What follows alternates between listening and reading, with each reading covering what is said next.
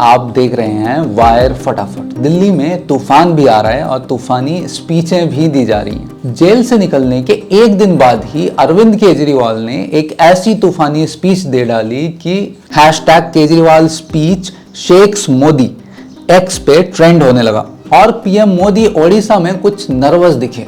Speech में पता नहीं क्या से क्या बोल रहे थे, देखिए। जरा नवीन बाबू को कहीं खड़े कर दीजिए और उनको बिना कागज लिए उनको कहिए कि आप उड़ीसा के जिलों के नाम बोलिए और जिलों के कैपिटल के नाम बोलिए। मोदी जी, डिस्ट्रिक्ट्स के कैपिटल कहाँ होते हैं? मुझे पीएम मोदी थोड़े से थके हुए भी लग रहे हैं। इतने सारे रोड शोज, इतनी सारी स्पीचेज जो दे रहे हैं। उम्र का तकाजा है। उम्र से याद आया कि अरविंद केजरीवाल ने भी अपने स्पीच में मोदी जी के उम्र के बारे में कुछ बोला है, देखिए। ये लोग इंडिया गठबंधन से पूछते हैं आपका प्रधानमंत्री कौन होगा।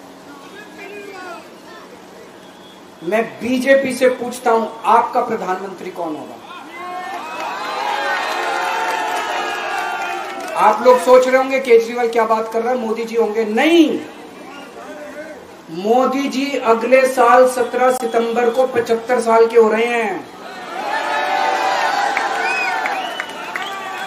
बीजेपी के अंदर मोदी जी ने 2014 में मोदी जी ने खुद ने रूल बनाया था कि बीजेपी के अंदर जो भी 75 साल का होगा उसको रिटायर कर दिया जाएगा। सबसे पहले आडवाणी जी को रिटायर किया गया, उसके बाद मुरली मनोहर जोशी जी को रिटायर किया गया, फिर सुमित्रा महाजन को रिटायर किया गया, फिर यशवंत सिन्हा को रिटायर किया गया। अब मोदी जी अगले साल 17 सितंबर को रिटायर होने वाले हैं। तो मैं बीजेपी से पूछना चाहता हूं आपका प्रधानमंत्री का दावेदार कौन है? दोस्तों, अगले साल 17 सितंबर तक अगर इनकी सरकार बनी, तो उस पर भी आऊंगा मैं।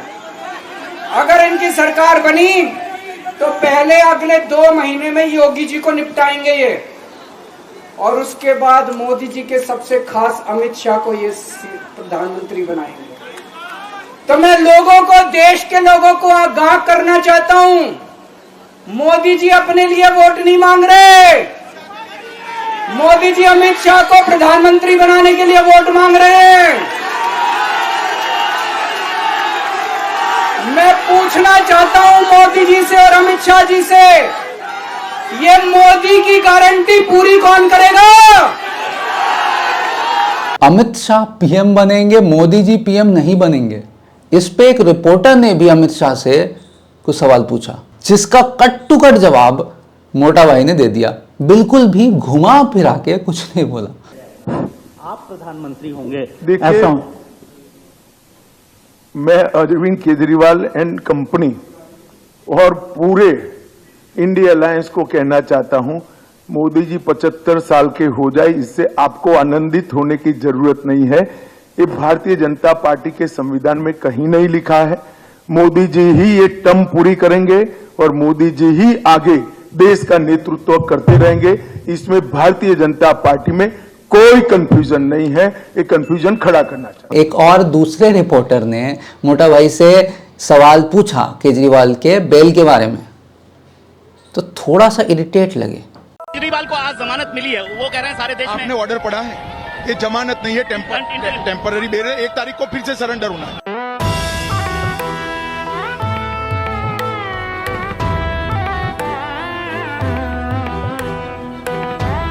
दूसरी तरफ राहुल गांधी से जब यह सवाल पूछा गया कि क्या वो पीएम मोदी के साथ 1-on-1 डिबेट करना चाहेंगे, राहुल गांधी ने कहा कि हाँ वो करेंगे। लेकिन उन्होंने मोदी जी के बारे में ये कहा कि जितना वो मोदी जी को जानते हैं, उन्हें ये नहीं लगता है कि मोदी जी ये डिबेट करना चाहेंगे। अब बात करते हैं जिसके बारे में ये वीडियो है, केजरीवाल जी के फियर्स और केजरीवाल जी के तूफानी स्पीच के बारे में ये वीडियो है। मैं भी आपको इधर उधर डिफरेंट टॉपिक्स के ऊपर घुमा रहा था, नेता टाइप। अब फोकस करते हैं उस स्पीच पे। जेल से बेल मिलते ही अरविंद केजरीवाल पहुंचे अपने समर्थकों के बीच और उन्होंने अपने सारे समर्थकों को इनवाइट किया कि वो सीपी आए। तो अगले दिन सैटरडे को अरविंद केजरीवाल जी हनुमान मंदिर गए और उसके बाद दिया भाषण जो हर जगह वायरल हो रहा है। इस भाषण में उन्होंने हिंदू मुसलमान नहीं किया, इस भाषण में उन्होंने पाकिस्तान नहीं किया। आप ये पूरा भाषण देखिए जो एक स्ट्रेट फॉरवर्ड सीधा सीधा भाषण है और बहुत ही इंपॉर्टेंट भाषण है। आपको ये पूरा भाषण देखना चाहिए। इस भाषण की कहीं ना कहीं इस इलेक्शन में कमी थी अभी तक। भारत माता की, भारत माता की, इनकलाब, वंदे वंदे।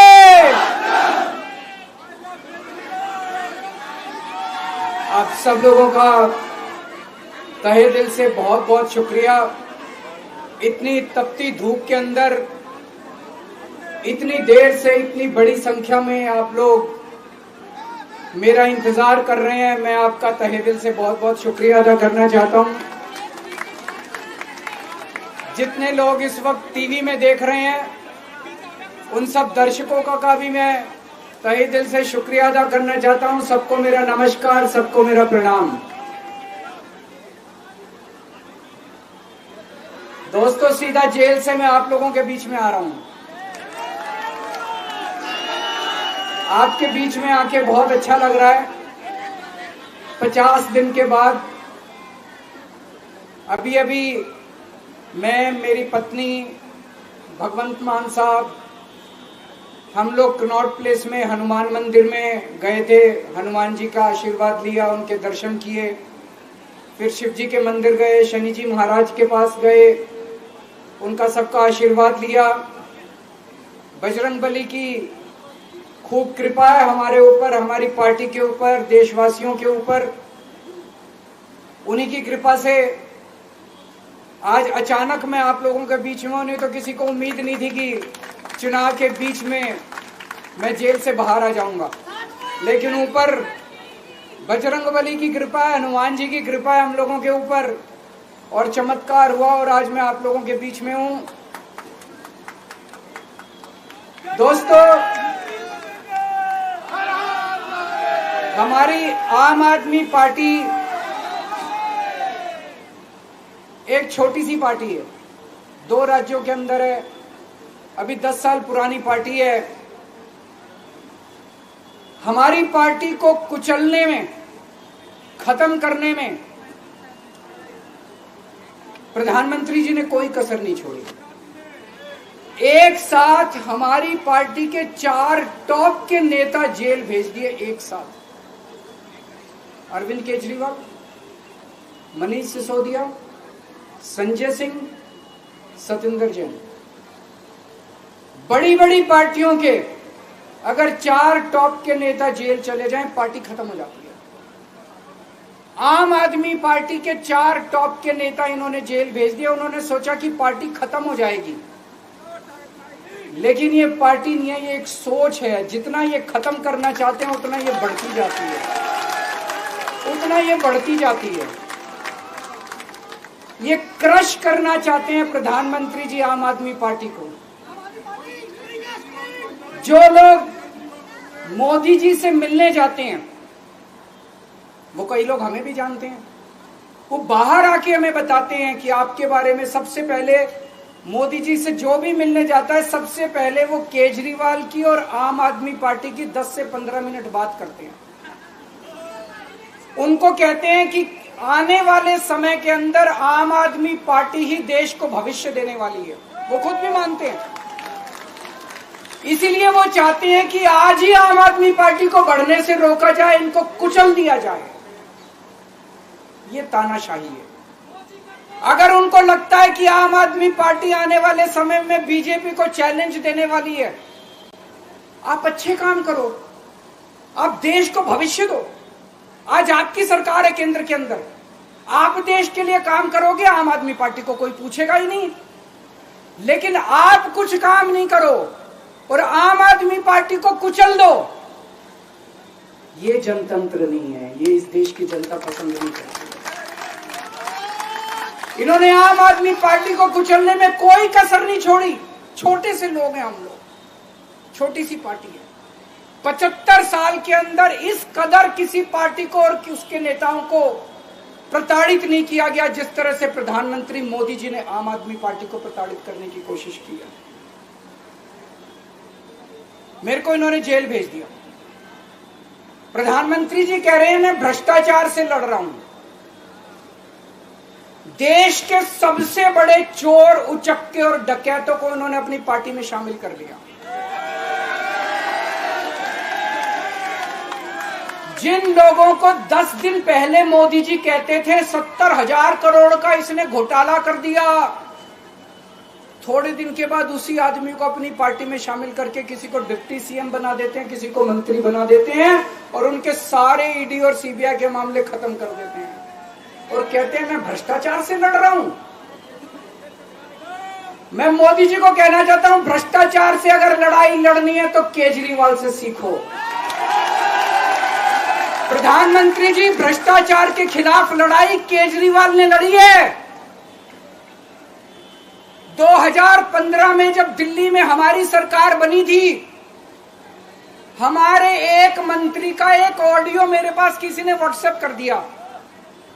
उस ऑडियो में मेरा मंत्री किसी दुकान वाले से 5 लाख रुपए मांग रहा था। किसी मीडिया वाले को नहीं पता था, विपक्ष को नहीं पता था। आप लोगों को याद होगा, मैंने अपने खुद मंत्री को सीबीआई के हवाले कर दिया, जेल भेज दिया था अपने मंत्री को। ये होती है भ्रष्टाचार के खिलाफ लड़ाई। पंजाब के अंदर मेरा एक मंत्री भ्रष्टाचार में, मेरे को पता चला कि वो पैसे मांग रहा है।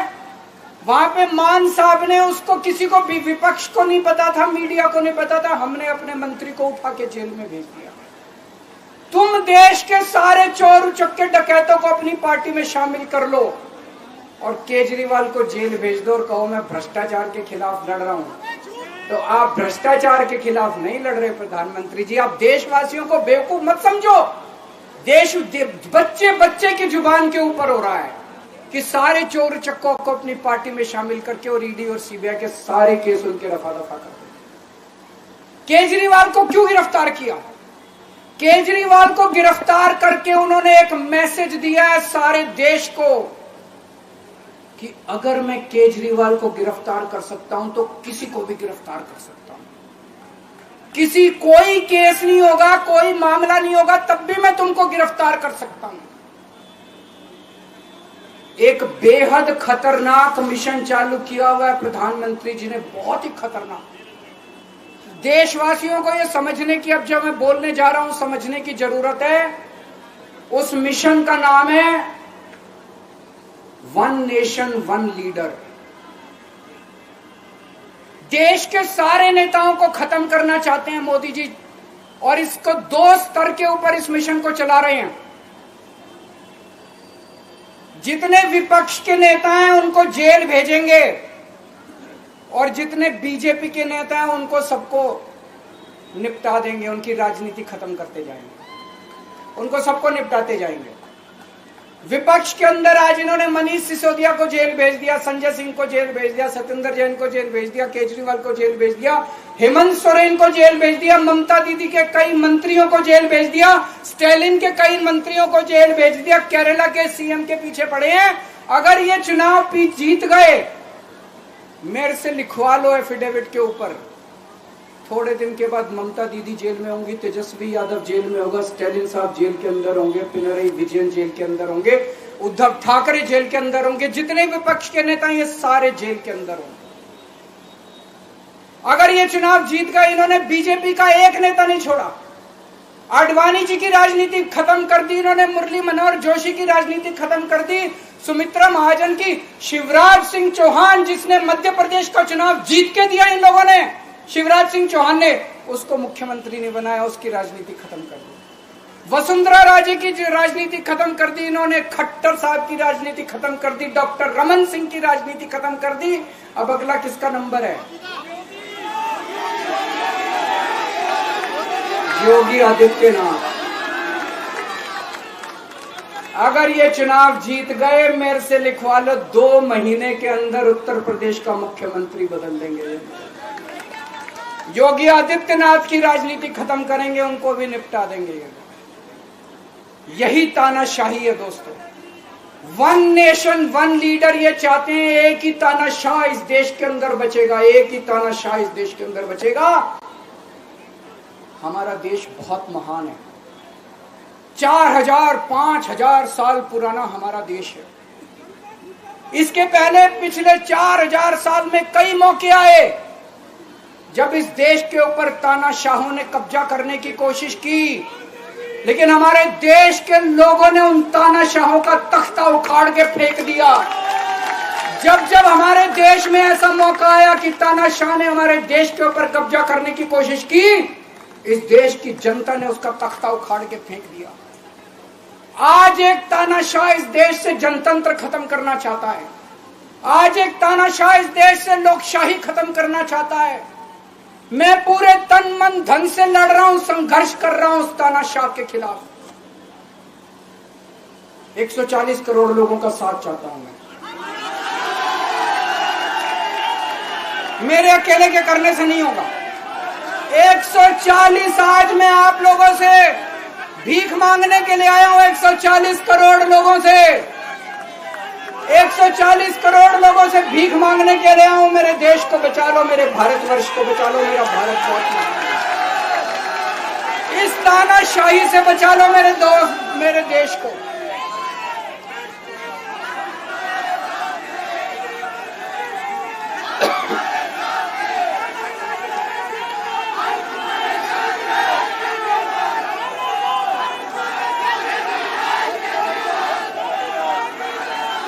मैं सुप्रीम कोर्ट का बहुत बहुत शुक्रिया अदा करना चाहता हूं। उन्होंने 21 दिन दिए हैं, एक एक दिन में 24 घंटे हैं। मैं एक दिन में 24 में से 36 घंटे काम करूंगा। पूरे देश भर में घूमूंगा इस तानाशाही को रोकने के लिए। दोस्तों, जितनी मेरे अंदर ताकत है, मेरा सब कुछ कुर्बान है देश के लिए। मेरा तन मन धन सब कुछ कुर्बान है मेरे देश के लिए। मेरे खून का एक एक कतरा मेरे देश के लिए, मेरे शरीर का एक एक कतरा, मेरी जिंदगी का एक एक पल मेरे देश के लिए। मेरे देश को बचाने के लिए मैं पूरे देश में जाऊंगा दोस्तों। अब एक बहुत महत्वपूर्ण बात करने जा रहा हूं, उसको ध्यान से सुनना। ये लोग इंडिया गठबंधन से पूछते हैं आपका प्रधानमंत्री कौन होगा। मैं बीजेपी से पूछता हूं आपका प्रधानमंत्री कौन होगा। आप लोग सोच रहे होंगे केजरीवाल क्या बात कर रहा है, मोदी जी होंगे। नहीं, मोदी जी अगले साल 17 सितंबर को 75 साल के हो रहे हैं। बीजेपी के अंदर मोदी जी ने 2014 में मोदी जी ने खुद ने रूल बनाया था कि बीजेपी के अंदर जो भी 75 साल का होगा उसको रिटायर कर दिया जाएगा। सबसे पहले आडवाणी जी को रिटायर किया गया, उसके बाद मुरली मनोहर जोशी जी को रिटायर किया गया, फिर सुमित्रा महाजन को रिटायर किया गया, फिर यशवंत सिन्हा को रिटायर किया गया। अब मोदी जी अगले साल 17 सितंबर को रिटायर होने वाले हैं। तो मैं बीजेपी से पूछना चाहता हूं आपका प्रधानमंत्री का दावेदार कौन है। दोस्तों, अगले साल 17 सितंबर तक अगर इनकी सरकार बनी, तो उस पर भी आऊंगा मैं। अगर इनकी सरकार बनी तो पहले अगले 2 महीने में योगी जी को निपटाएंगे ये, और उसके बाद मोदी जी के सबसे खास अमित शाह को ये प्रधानमंत्री बनाएंगे। तो मैं लोगों को, देश के लोगों को आगाह करना चाहता हूं, मोदी जी अपने लिए वोट नहीं मांग रहे। मोदी जी अमित शाह को प्रधानमंत्री बनाने के लिए वोट मांग रहे हैं।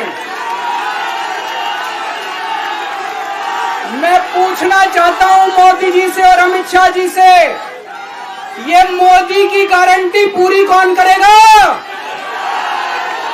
क्या अमित शाह मोदी की गारंटी पूरी करेंगे?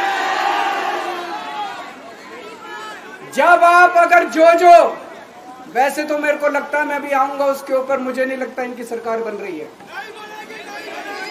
लेकिन जो जो बीजेपी को वोट देने जाएं, वो ये सोच के जाना कि आप मोदी जी के नाम पे वोट नहीं दे रहे, आप अमित शाह के नाम पे वोट दे रहे।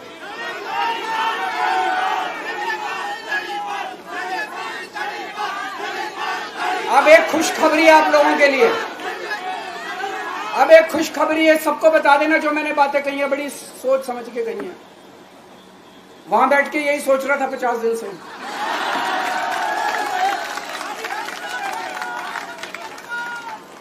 दोस्तों, पूरे देश के मेरे को बाहर निकले हुए 20 घंटे हो गए। इन 20 घंटों के अंदर भी मैंने रात भर में जनता से बात कर रहा था, लोगों से फोन कर रहा था।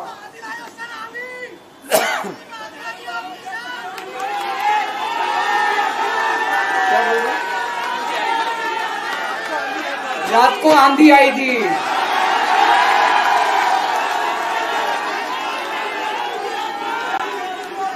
पिछले 20 घंटे में मैंने जो बातचीत करी है, कई बड़े बड़े एक्सपर्ट से बात की, चुनाव विश्लेषकों से बात की, सेफोलॉजिस्ट से बात की, जनता से बात की, फोन पे लोगों से। मेरा अपना आकलन है कि 4 जून के बाद इनकी सरकार नहीं बन रही, मोदी सरकार नहीं बन रही। दोस्तों, अगर मैं गलत हूं तो मेरे को बताना। हरियाणा में इनकी सीट कम हो रही है, राजस्थान में कम हो रही है, कर्नाटक में कम हो रही है, दिल्ली में कम हो रही है, बिहार में कम हो रही है, महाराष्ट्र में कम हो रही है, कर्नाटक में कम हो रही है, बंगाल में कम हो रही है, झारखंड में कम हो रही है। बढ़ कहां रही है? यूपी में कम हो रही है, बढ़ कहां रही है? बड़े एक भी जगह इनकी सीटें नहीं बढ़ रही हैं। मेरा अपना मानना है, और सट्टा बाजार में भी वो जो चल रहा है, इनकी 220 से 230 के बीच में सीट आ रही है, उससे ज्यादा सीट नहीं आ रही। मोदी सरकार नहीं बन रही है, केंद्र में इंडिया गठबंधन की सरकार बन रही है। आम आदमी पार्टी उस सरकार का हिस्सा होगी। दिल्ली को पूर्ण राज्य दिलाएंगे। दिल्ली का एलजी लोगों का एलजी होगा, दिल्ली का एलजी दिल्ली वालों का एलजी होगा। गुजरात से आया हुआ है अभी, दिल्ली के लोगों का एलजी होगा, दिल्ली के लोगों का विकास होगा। एक और पॉइंट है, जब मैं जेल के अंदर था तो कुछ लोगों ने यह मुद्दा उठाया, केजरीवाल सीएम पद से इस्तीफा क्यों नहीं देता। दोस्तों, केजरीवाल को कभी किसी पद का लालच नहीं हुआ। मैं यहां मंत्री, मुख्यमंत्री, प्रधानमंत्री ये सब बनने नहीं आया। इनकम टैक्स में कमिश्नर की नौकरी करता था। कमिश्नर की नौकरी छोड़ के दिल्ली की झुग्गियों के अंदर 1 नहीं, 2 नहीं, 3 नहीं, 10 साल तक मैंने दिल्ली की झुग्गियों के अंदर काम किया है, सुंदर नगरी और नंदनगर की झुग्गियों के अंदर। इनकम टैक्स कमिश्नर की नौकरी छोड़ के जब मेरे को दिल्ली की जनता ने पहली बार सीएम बनाया, असूलों के ऊपर 49 दिन के अंदर सीएम पद से इस्तीफा दे दिया था। एक चपरासी की नौकरी कोई नहीं छोड़ता। सीएम बनने के लिए लोग अपना दायां हाथ कटाने के लिए तैयार होते हैं। मैंने खुद से अपने आप सीएम की कुर्सी को लात मार दी थी 49 दिन के अंदर। मेरे लिए सीएम पद इंपॉर्टेंट नहीं है। आज मैंने सीएम पद से इस्तीफा क्यों नहीं दिया जेल जाने के बाद? दोस्तों, पिछले 75 साल में भारतवर्ष में इतने राज्यों के चुनाव हुए, इतने राज्यों के चुनाव हुए, दिल्ली के अंदर सबसे ऐतिहासिक बहुमत से आम आदमी पार्टी जीती। 55-56% वोट, एक बार 67 सीट, एक बार 62 सीट। इतने भारी बहुमत से आज तक कोई राज्य की सरकार 75 साल में नहीं जीती। इतने भारी बहुमत से जीतने के बावजूद झूठा केस, अब उनको पता है वो हमें हरा नहीं सकते दिल्ली के अंदर। उन्हें पता है अगले 20 साल तक दिल्ली में आम आदमी पार्टी को कोई नहीं हरा सकता। तो उन्होंने एक षड्यंत्र रचा, राजनीतिक षड्यंत्र रचा केजरीवाल को झूठे केस में जेल भेज दो, केजरीवाल को इस्तीफा देना पड़ेगा, केजरीवाल की सरकार गिर जाएगी। उन्होंने ये षड्यंत्र रचा, मैंने कहा मैं भी इस्तीफा नहीं दूंगा। तुम अगर जनतंत्र को जेल में कैद करोगे तो जनतंत्र जेल से चला के दिखाएंगे। दोस्तों, सरकार भी जेल से चला के दिखाएंगे। कतई इस्तीफा, तुम्हारे ट्रैप में फंसने वाले नहीं हम। ये अगर हेमंत सोरेन साहब को भी इस्तीफा नहीं देना चाहिए था, जेल से सरकार चलानी चाहिए। अगर हमने इस्तीफा दे दिया, ये तो बड़ा अच्छा इनके लिए। जिस राज्य के अंदर ये चुनाव हारेंगे उसके मुख्यमंत्री को पकड़ के जेल में डाल दो, सरकार गिरा दो। उसके मुख्यमंत्री को पकड़ के जेल में डाल दो, सरकार। आज मैं अगर दिल्ली की जेल के अंदर रह के दिल्ली की जेल से इस्तीफा नहीं दे रहा, वो इस तानाशाही के खिलाफ संघर्ष कर रहा हूं, इसको समझ लेना। केजरीवाल को किसी पद का लालच नहीं है। सीएम तो 100 सीएम की कुर्सी देश के नाम कुर्बान है। मुझे पता चला,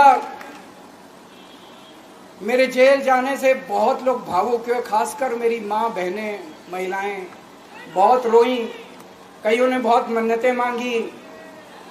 मैं सबका बहुत बहुत शुक्रिया अदा करना चाहता हूं, जिन लोगों ने अपनी दुआएं, करोड़ों लोगों ने अपनी दुआएं भेजी हैं। पूरी दुनिया भर से करोड़ों लोगों ने दुआएं भेजी। उन्हीं के आशीर्वाद का कमाल है कि आज मैं आप लोगों के बीच में हूं। आप लोग सब लोग सुखी रहें, देश खूब तरक्की करे, फले फूले, आप सब लोग खूब खुश रहें, ऐसी मेरी प्रभु से इच्छा है। भारत माता की। इसके अलावा अरविंद केजरीवाल भागवत मान के साथ और भी दूसरे एरियाज में रोड शो करते हुए दिखे। इंडिपेंडेंट जर्नलिस्ट अविशार शर्मा ने कहा है कि राहुल गांधी को भी अरविंद केजरीवाल के साथ रोड शो करना चाहिए। राहुल गांधी को अपना ईगो साइड में रख करके अरविंद केजरीवाल के साथ ज्यादा से ज्यादा रोड शो करना चाहिए। उन्होंने कहा कि 3 सीटों पे आम आदमी तो जीतेगी ही जीतेगी, लेकिन अगर राहुल गांधी ज्यादा से ज्यादा अरविंद केजरीवाल के साथ रोड शो करते हैं तो हो सकता है कि 7 के 7 सीट आम आदमी पार्टी के पास आ जाए। आप देख रहे थे वायर फटाफट। अगर हमारा ये वीडियो आपको अच्छा लगा है तो इस वीडियो को लाइक कीजिए, हो सके तो ये वीडियो और लोगों तक शेयर कीजिए, हमारे चैनल को सब्सक्राइब कीजिए, हमें इंस्टाग्राम पे भी फॉलो कीजिए। Thank you.